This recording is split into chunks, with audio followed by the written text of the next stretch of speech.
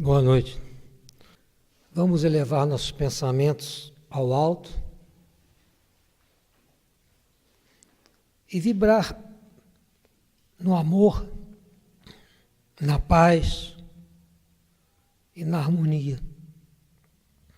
Agradecendo ao nosso Criador e ao nosso Mestre Jesus mais esta oportunidade de aqui estarmos recebendo nessa casa a bênção da nossa espiritualidade.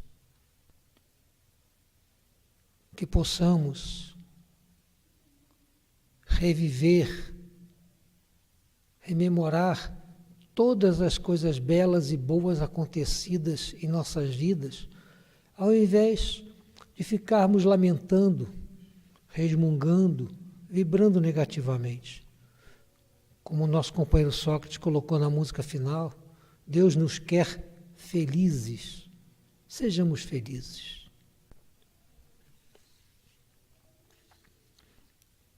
Começamos nossa reunião dessa noite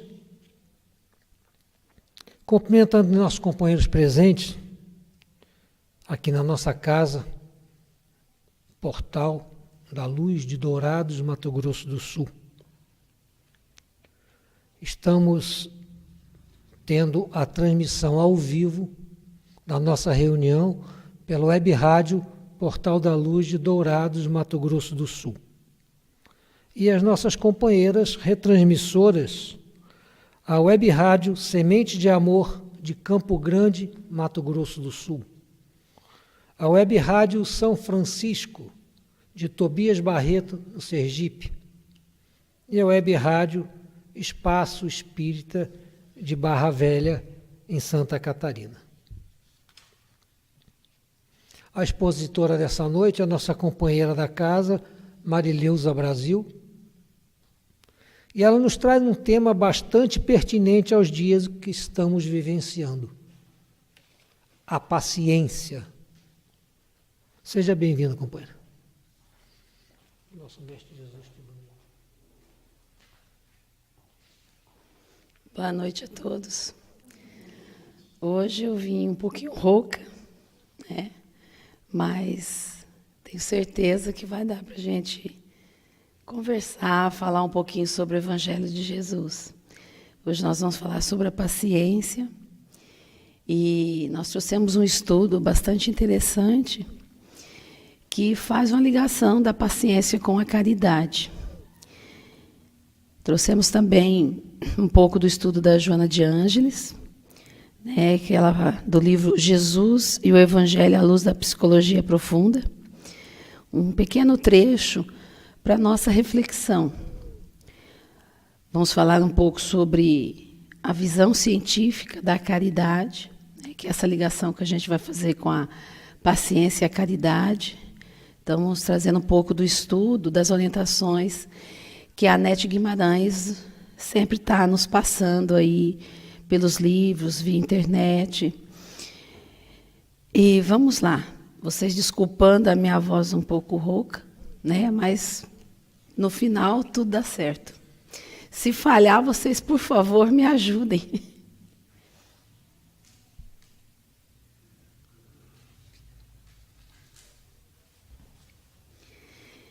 A paciência. Bem-aventurados aos pacíficos, porque serão chamados filhos de Deus. Nesse livro aqui da Joana, tá? Esse livro é bastante interessante. Quem gosta de estudar a Joana de Ângeles, tá? Esse livro aqui é muito interessante, muito bom.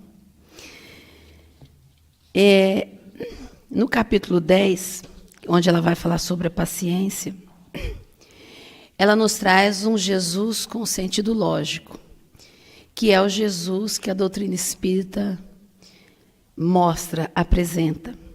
É o Jesus homem, que compreende a necessidade da paciência para que sejam conseguidas as metas desafiadoras. Então, esse Jesus homem é o que nos dá o sentido lógico para o nosso viver. Então, é um Jesus que está ao nosso lado. É o Jesus amigo, que nos traz, sempre com bons exemplos, a paciência de que ele nos falava, né? Então, esse Jesus dá muito sentido lógico e ênfase ao seu próprio ministério. Seria difícil para nós vermos um Jesus Deus, né? Um Jesus tão distante, né? Então, o que ele faz? Ele se mistura aqui conosco, nos mostra, olha, eu assim procedo, assim eu consigo, assim eu faço, então vós também podereis fazer. A paciência também pode ser considerada como ciência da paz. E é por isso que são bem-aventurados os pacíficos. Então, ser paciencioso é ser um ser da paz. A paciência é uma conquista individual através do esforço da autoiluminação. Então, nós temos que procurar a nossa autoiluminação, o nosso autoconhecimento e a descoberta dos objetivos de nossa existência. Então, estamos na casa espírita, estamos em busca do conhecimento da doutrina espírita, essa filosofia que nos dá todo esse conhecimento, em busca disso, saber por que estamos aqui, de onde viemos, por que estamos aqui, por que sofremos, por que vivemos, por que passamos por uma série de dificuldades, o que é a reencarnação, né? O que é a pluralidade dos mundos habitados. Então, isso é muito importante para que nós possamos ter esse sentido de iluminação, esse autoconhecimento. Então, essa doutrina, né, tão nova, tão pulsante, ela nos traz tudo isso. E é nessa casa que nós viemos buscar, né, com os nossos estudos, com as nossas preleções, todo esse autoconhecimento. Então, a paciência, ela transforma-se em caridade, ela é algo individual. A paciência é algo individual, é do indivíduo, né? Você constrói individualmente, mas ela transforma-se em caridade de essencial significado quando direcionada aos que sofrem, ajudando-os com benignidade, trabalhando a resignação que dela também se deriva. E aqui nós vamos fazer um parêntese e trazer um estudo que a Nete Guimarães nos passa. Eu vou tentar colocar esse estudo assim de uma maneira bastante rápida, né? Tentar traduzir um pouco, né, desse estudo, porque é um estudo bastante profundo. Do que é ser caridade, do que é caridade. Então, eu vou abrir esse parênteses, né, para a gente entender onde vai a questão da paciência, que Joana de Ângeles coloca aqui, como que é essa transformação em caridade. Então, a Anete, ela nos diz que, cientificamente, já se provou a questão da caridade, né? Já houve provas que o que é a verdadeira caridade. Então, no Espiritismo, a gente diz assim, fora da caridade não há salvação. Fora da caridade não há salvação. Mas vamos entender o que é a verdadeira caridade. Bom, ela começa primeiro falando em filantropia. O estudo científico nos diz o que é filantropia. Filantropia começa assim, retorno pelo bem que você faz. Então, o cientista define como filantropia. Esse estudo que ela nos traz é de um cientista, tá? Ele não é espírita, ele não é religioso, ele é um cientista. Então, filantropia para ele é o retorno pelo bem que você faz. Então, na filantropia existe uma recompensa. Mas a filantropia ela causa um bem-estar. Bom, eu tenho lá uma empresa, né? Resolvi fazer uma creche, um berçário para as crianças filhos dos meus funcionários. Estou fazendo caridade?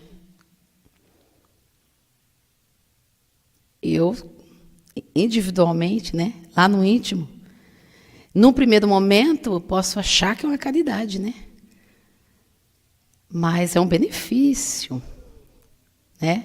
Eu sou uma empresária que, tenho uma visão, é um benefício para a minha empresa, né? Então, eu aguardo uma recompensa. É filantropia? É filantropia, sim. Porque eu aguardo uma recompensa. É bom? É bom. É bom porque eu estou já exercitando alguma coisa. E outra coisa que ele coloca, que o indivíduo, o ser humano, ele tem o instinto natural de ajudar o próximo. Então, nós voltamos lá nas eras remotas, né? Próximas ali dos macacos, e até hoje a gente vê populações de macacos, né? Eles não se ajudam mutuamente, eles se ajudam, eles vivem em grupos e sempre se ajudando. Então, o cientista coloca que o homem, o indivíduo, ele é um ser cooperativo. Ele é um ser cooperativo. Então, ele quer ajudar o ser que está próximo.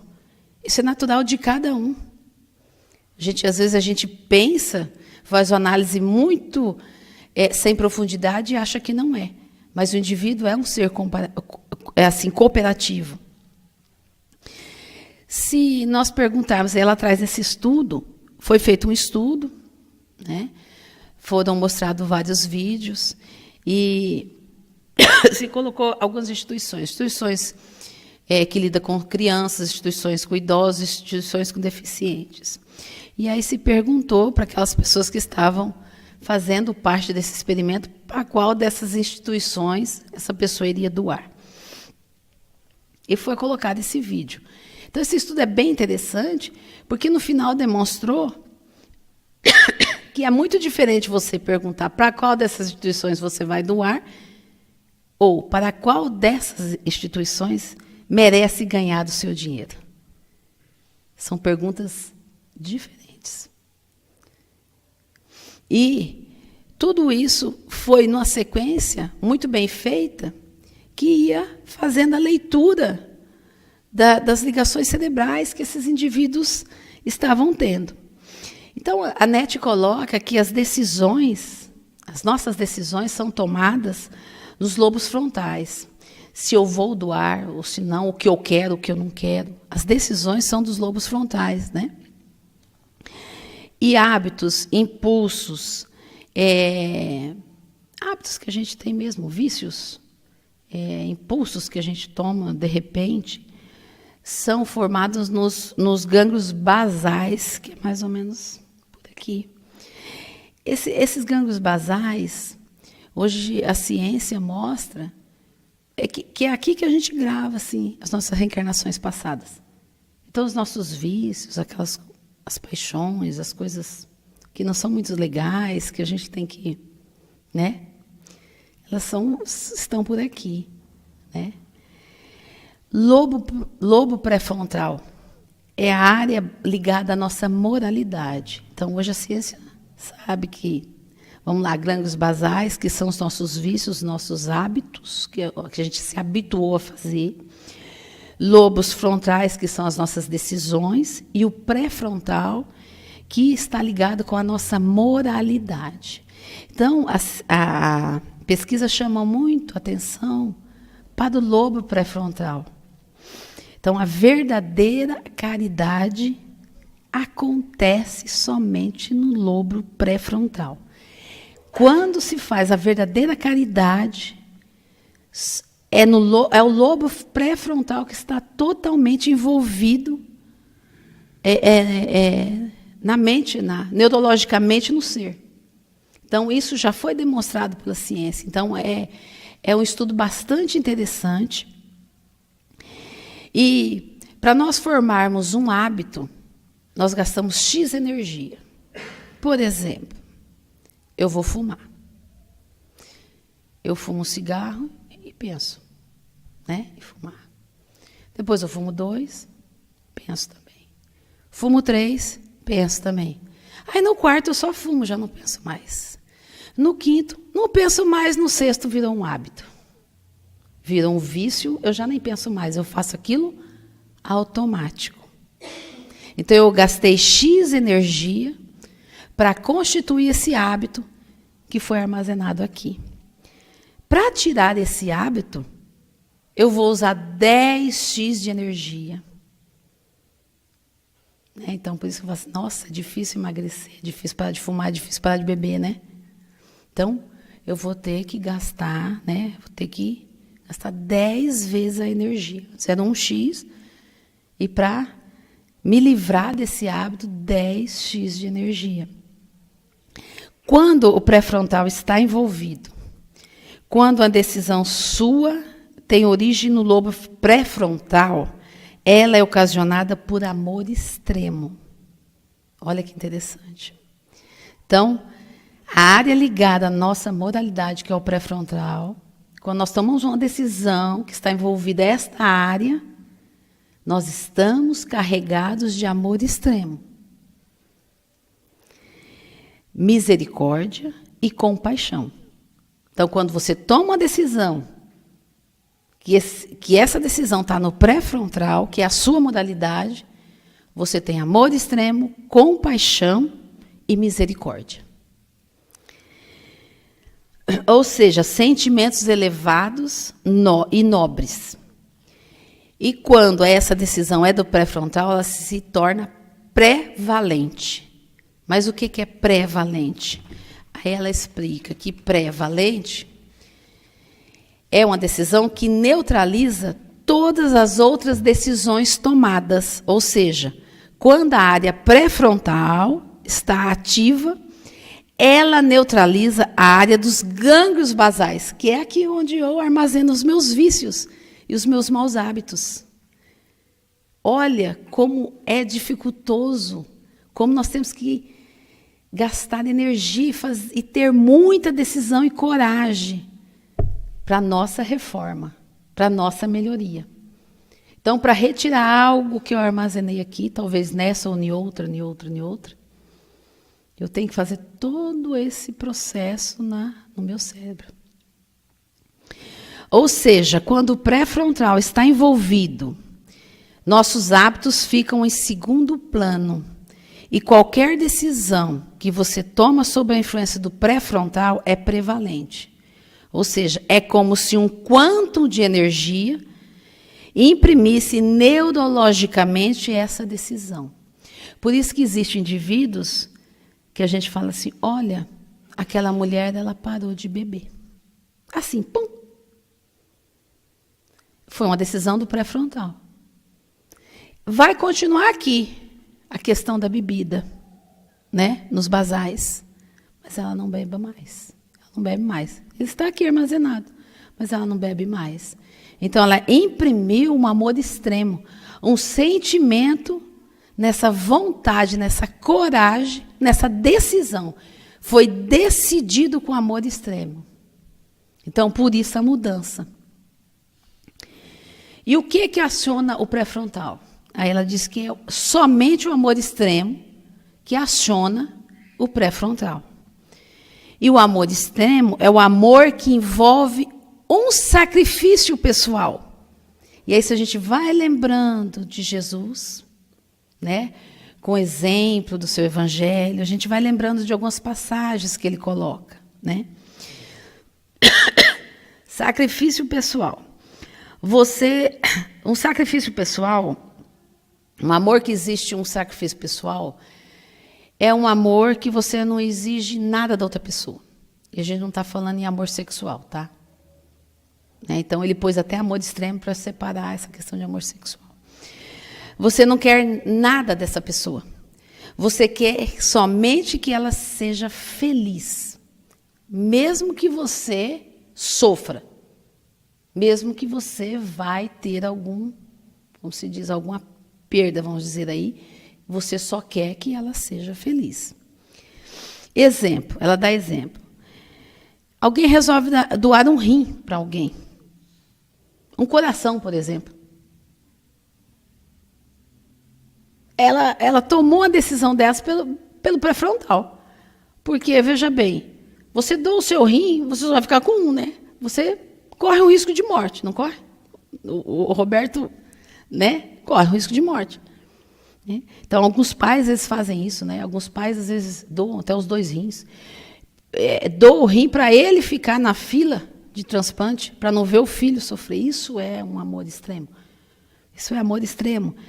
E porque essas decisões foram feitas ali, no pré-frontal. Envolveu a área pré-frontal do cérebro. E envolveu misericórdia, compaixão, né? Pessoas que arriscam a vida para salvar uma pessoa e não pensam em nada. Não existe pessoas assim? Arriscou, de repente ela foi e arriscou a vida. Tem alguém ali no incêndio pegando...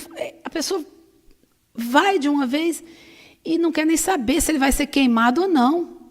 Quando vê, né, ele está ali para salvar o outro. Ele não... Baseado no amor extremo. Então, todas as chamadas decisões heróicas são baseadas pelo pré-frontal. Né? E o pré-frontal é o fator da caridade verdadeira. Então, olha, será que nós fazemos a caridade pura? Será realmente a verdadeira caridade? Essa da qual Jesus falou? Então, a caridade verdadeira é quando você é tomado de misericórdia, de compaixão. E isso provoca o desejo de ajudar. Então, o desejo de ajudar é chamado de caridade. E a caridade, ela modifica a estrutura energética normal do cérebro. E é aquela estrutura energética mesmo, de energia mesmo, que o cérebro tem, aquela sinapse, aquelas ligações todas ali. Não é nada místico, tá? É questão de marcação cerebral mesmo, né? É energia no cérebro. Então, ela modifica toda essa estrutura de energia. Já a filantropia é mais ou menos assim que a gente faz. Quem ajuda os pobres empresta a Deus. Ou então a gente vem à casa espírita e diz assim, estou aí ajudando no bazar, dando uma sopa. Quem sabe amanhã ou depois a gente não ganha um bônus horas e consegue uma casinha lá no nosso lar, né? Uma partinha bem bonitinha. Quem sabe alguns mentores já nos antecedentes estão lá no nosso lar e eu posso conviver, né? Com as pessoas que já desencarnaram estão lá. Então eu venho aqui, vou auxiliar. Então, é aquela questão do aguardando uma recompensa. Então, a nossa caridade, muitas vezes, é baseada na nossa recompensa. Então, é filantropia. Caridade verdadeira, vamos lá.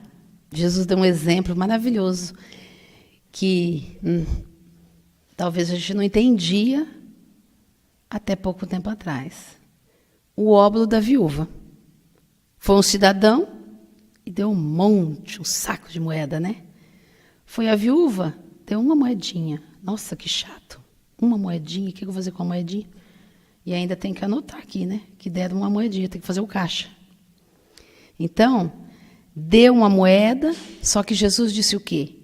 Esta praticou a verdadeira caridade. Por quê? Só deu uma moeda só. É de se pensar, né? A gente fica pensando, mas por que será que ela que deu uma moeda só? Somente uma moedinha, ela que praticou a verdadeira caridade. E o outro que deu um saco de moeda, não. Ou seja, a viúva, naquele momento, tinha atividade no pré-frontal. Ela estava ali com amor extremo. O outro não estava. Então, se você não tiver atividade no pré-frontal, não interessa o que você fez. O que você fez é filantropia. Não tem atividade no pré-frontal, é filantropia. Você já teve a sua recompensa, então, se você fez filantropia, seja lá qual for que você acha que tenha feito. Então, você já teve sua recompensa. E aquela que envolve sentimentos, então alguém chega para você e diz, está perturbada? Você precisa dar sopa aos pobres. Aí você vai.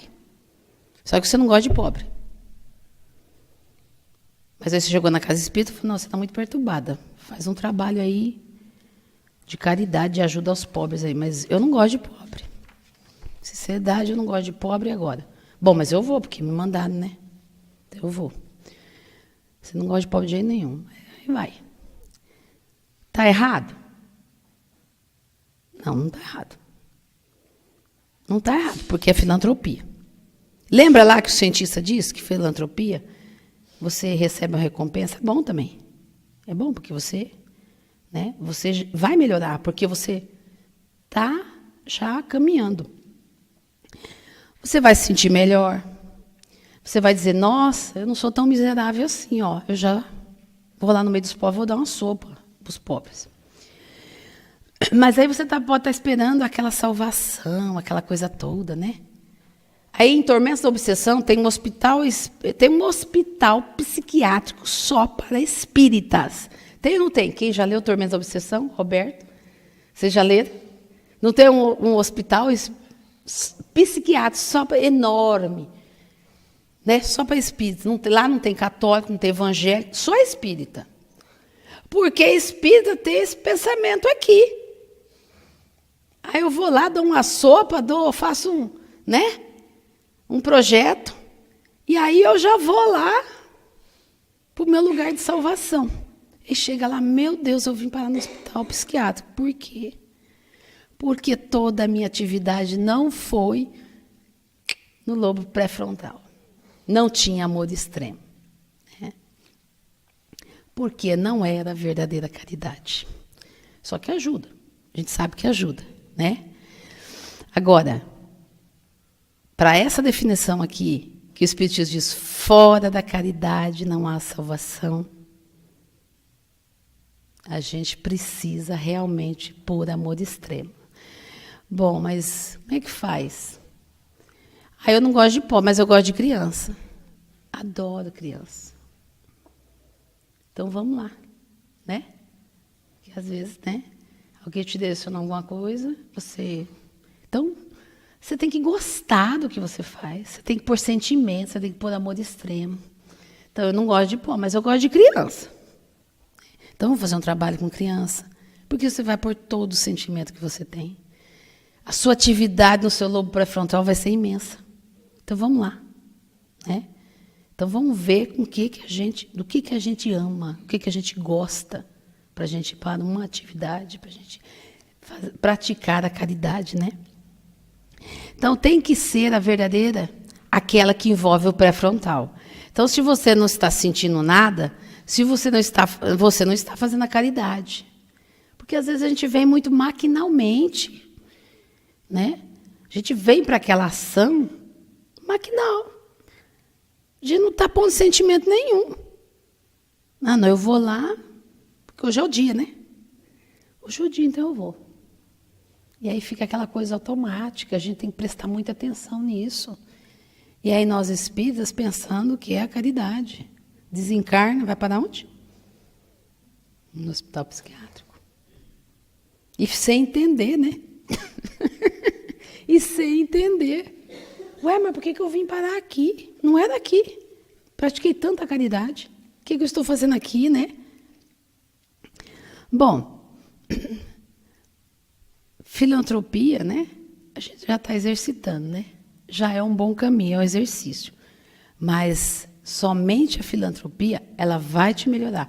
Mas ela não vai te proteger, principalmente dos seus vícios e dos seus hábitos colocados aqui. Então, atividade no pré-frontal tem muito a ver para sanar esses hábitos, né, de muitas reencarnações aqui. Então, nesse sentido, o que acontece quando a gente pratica a verdadeira caridade? Bom, é a verdadeira caridade que vai mudar a nossa vida. É ela que vai ajudar a largar os nossos vícios.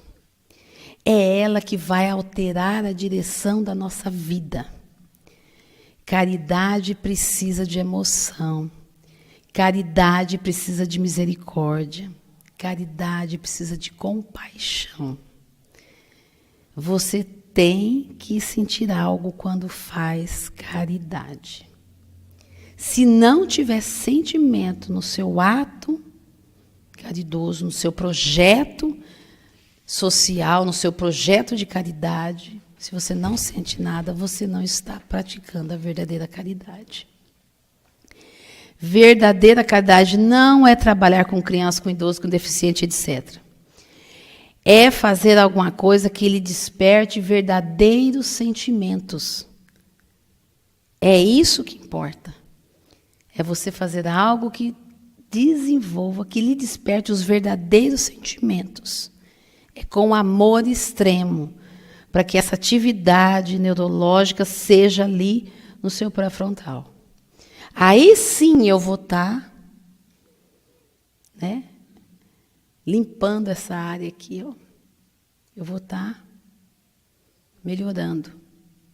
Então, fora da caridade não há salvação, tem uma grande profundidade quando no Espiritismo nós dizemos isso, né?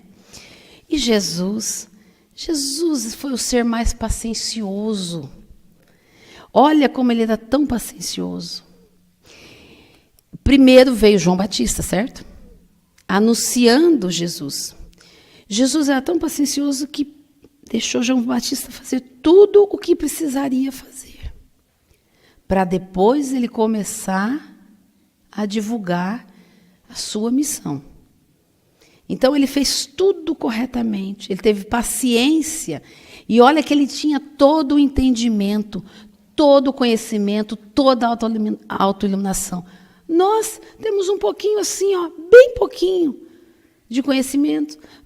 Viemos aos cursos da Casa Espírita, conhecemos um pouquinho assim. Aí a gente quer atropelar o nosso marido, quer atropelar os nossos filhos, os nossos vizinhos, com um pouquinho assim de entendimento.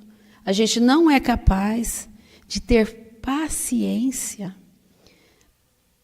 com o despertar daquele indivíduo. Aí, tá. Mas e a dor? Né? Quando nós passamos dor, Jesus também pediu, né? Que a dor era uma bênção aos eleitos. Nossa, difícil entender isso, né? A dor é uma bênção aos eleitos. Por que a dor é uma bênção?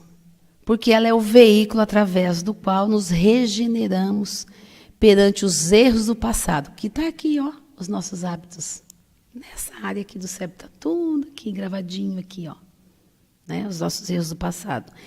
Em razão dos desvios da rota da felicidade. Então, a rota da felicidade somos nós mesmos que fazemos com as nossas escolhas. Né? Com as nossas escolhas. Certo, errado? Não sei. Nós é que optamos na hora, né? Na hora H, somos nós que optamos.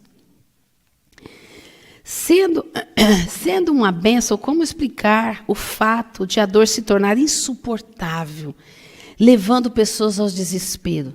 Nós conhecemos, né? Ou até nós mesmos, quando passamos por uma dor, nos desesperamos, ou conhecemos indivíduos, irmãos nossos, até tendo nosso lar, que entra em desespero.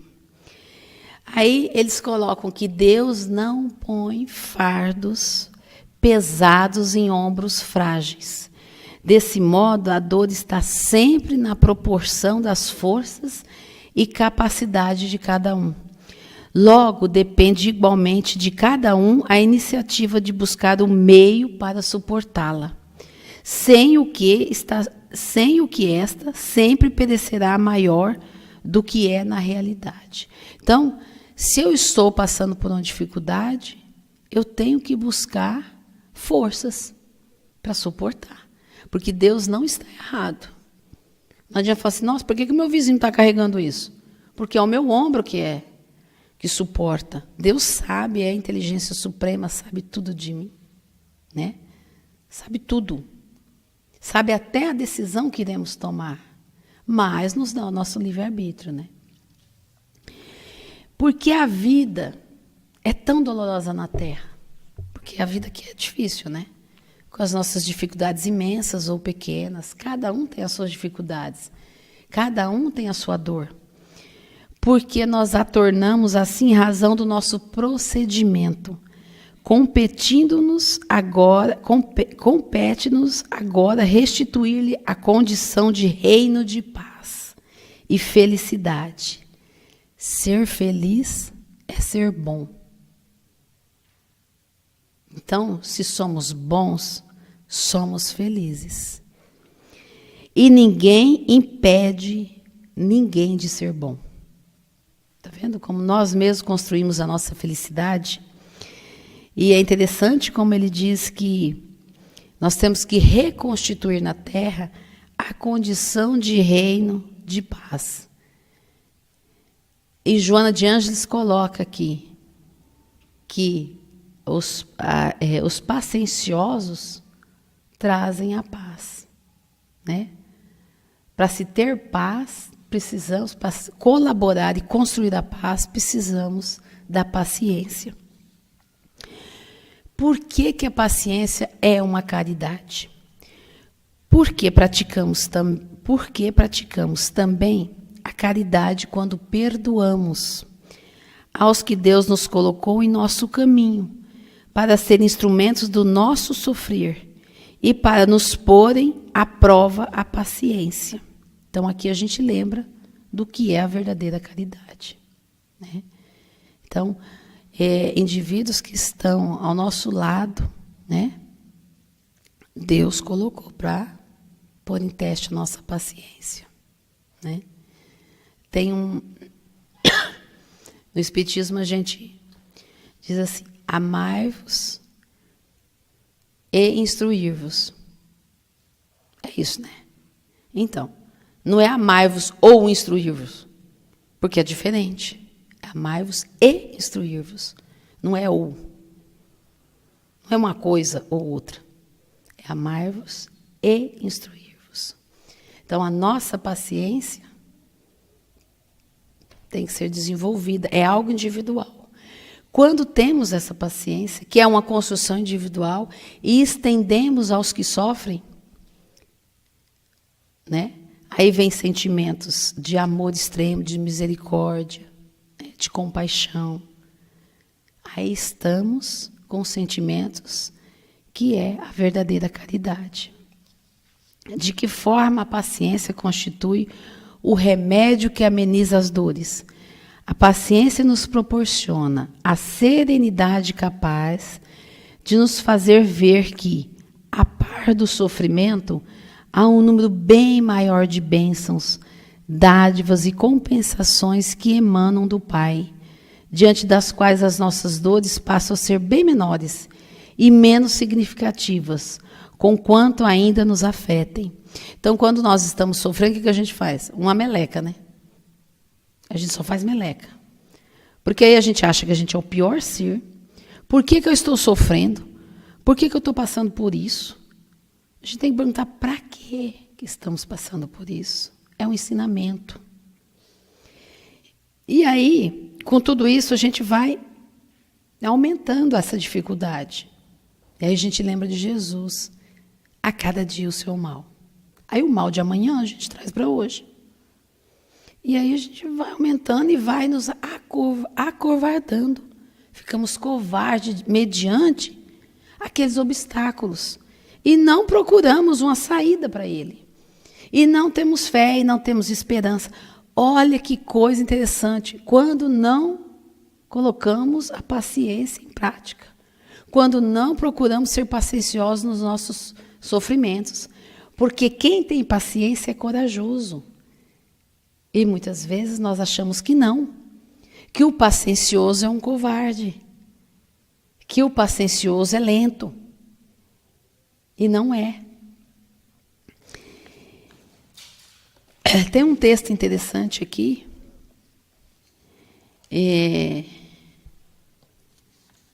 Que saiu na revista Consolador. Preciosa paciência. A dor é uma bênção que Deus envia aos seus eleitos. Não vos aflijais, portanto, quando sofrerdes. Mas, pelo contrário, bendizei a Deus Todo-Poderoso, que vos marcou com a dor neste mundo para a glória no céu. Não há vida que possa ser contada sem sofrimento. Alguém conhece alguma? Não, né?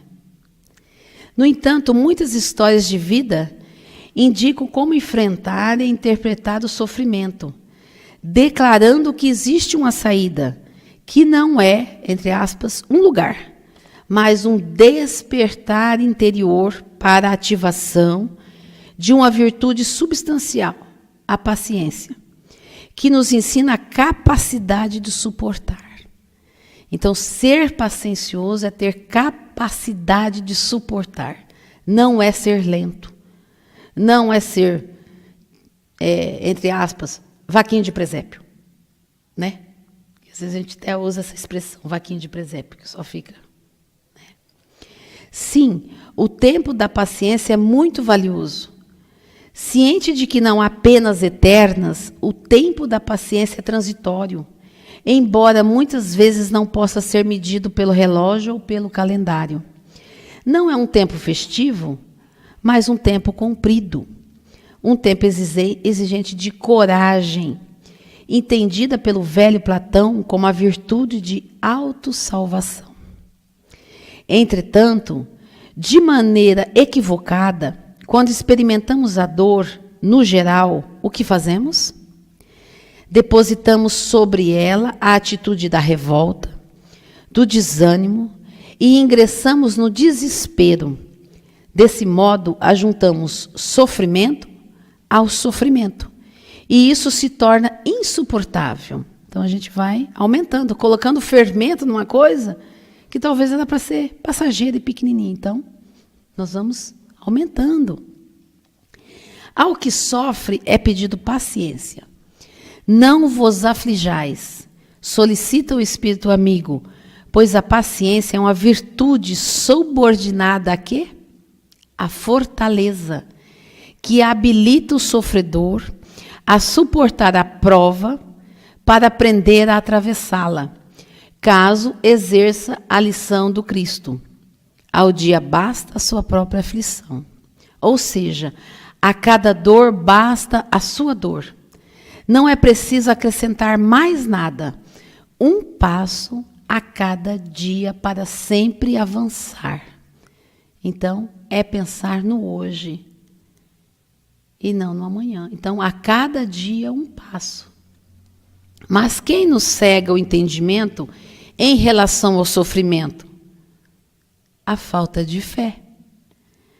Poderosa é a fé para combater o desânimo ou a cólera nas épocas difíceis. Estamos passando por um problema, ficamos encolerizados. Aí, às vezes, chutamos tudo, o cachorro, o balde, né? Tudo o que a gente vê pela frente, né? A gente lembra do Evangelho segundo o Espiritismo, né? Tem uma mensagem bastante interessante, a cólera, né? Muito interessante. Quando nós lemos a mensagem da cólera, eu tenho certeza que a maioria de nós já nos vimos naquela situação, né? Mas pela falta de fé. Poderosa é a fé para nos ensinar, enquanto durar a penosa travessia. A singela resignação é o consentimento do coração, dita por Lázaro no Evangelho do Cristo. Poderosa é a fé para nos conduzir à prece, que nos dará consolação. Olha como paciencioso tem muita sabedoria. Olha como ele traz para junto de si tantas coisas boas, a coragem, a fé, a prece. Normalmente, as provações pelas quais passamos é sempre de acordo com as nossas capacidades pessoais. São também testes valiosos que verificam se realmente estamos identificados à prática sincera de melhora, pois peregrinos na terra, ou se estamos aflitos em razão do apego aos bens terrenos. Não vos canseis pelo ouro, pediu Jesus. Isso só nos causará o mal sofrer, inútil ao progresso do espírito. A dor é uma bênção que Deus envia aos seus eleitos. O espírito amigo se refere aqui ao eleito. Portanto, ele lança o bálsamo àqueles que procuram praticar o bem, além de evitar o mal. Então, a dor é destinada, né? O que o Espírito Amigo nos diz aqui? A dor é uma bênção que Deus envia aos seus eleitos. E esse Espírito Amigo diz que o eleito, né? Portanto, ele lança o bálsamo àqueles que procuram praticar o bem, além de evitar o mal, né? Às vezes a gente fala assim, mas eu não pratico mal nenhum, eu não faço mal a ninguém. Fica parado mesmo, que você não faz mal para ninguém mesmo. Fica parado. Fazer o bem precisa de ação. Precisa de ação. Então, praticar o bem, além de evitar o mal, pois confiam plenamente no aviso de Jesus. Meu reino não é deste mundo. Bem-aventurados os pobres, os aflitos, os que choram, porque deles é o reino dos céus. Consola-nos Jesus no início do seu magnífico sermão. Desse modo, o homem que espera em Deus vê nos sofrimentos o resgate de suas faltas, o meio de se purificar da corrupção, explica Caibar Schutter. E se a esperança é o lenitivo dos aflitos, a fé, a força que ativa a coragem para a superação da dor. A paciência é o escudo que protegerá aquele que sofre dos efeitos nocivos da cólera ou da ingrata revolta. Se não somos pacientes, não temos escudo nenhum. Seremos revoltados, seremos encolerizados. Então, a paciência é o nosso escudo para que não caiamos num mal maior, que é a cólera e a revolta. Ou dando-lhe mansidão para a luta de cada dia. Além disso, fazer a difícil travessia é dar um passo novo no desenvolvimento da humanização. É disciplinar o homem velho para que o justo testemunho da prova não se perca no caminho. Desenvolvimento da humanização. Aí a gente lembra de Joana de Ângeles, na sua Psicologia Profunda, quando nos apresenta o Jesus homem, paciencioso, amoroso, forte, que não se alinha com o mal em momento nenhum. Ele reprime o mal e não se alinha com o mal em momento nenhum. Ele nos orienta, ele nos protege, ele demonstra tudo isso, força, fé, coragem. É o Jesus homem. Então, por isso que ele fala desenvolvimento da humanização. Então, é desse homem que hoje o mundo precisa. Esse reino de paz é desse tipo de homem. Paciencioso, com fé, com força, amoroso, caridoso. Porque fora da caridade não há salvação.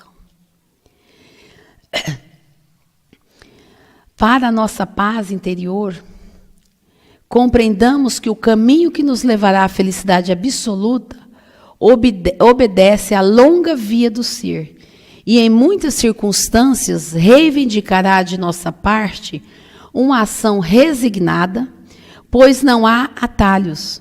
Então, confiemos e cultivemos a preciosa paciência. Então, é com essa paciência que seremos aqueles bem-aventurados, os que promovem a paz. Muita paz a todos, que Deus e Jesus possa sempre nos abençoar, nos proteger, e que essa casa seja sempre uma escola para estar nos orientando em nossos estudos, em nossos trabalhos, que possamos o que aprender aqui, internalizar e levar para essa nossa sociedade tão necessitada desse homem que cultive e leve a paz. Que assim seja.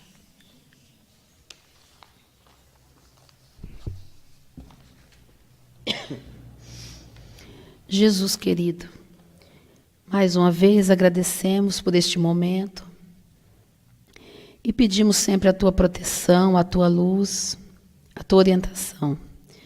Que essa casa seja sempre protegida e que todas as pessoas que aqui vieram possam sair deste local muito mais fortalecidos de quando aqui chegaram. Que assim seja.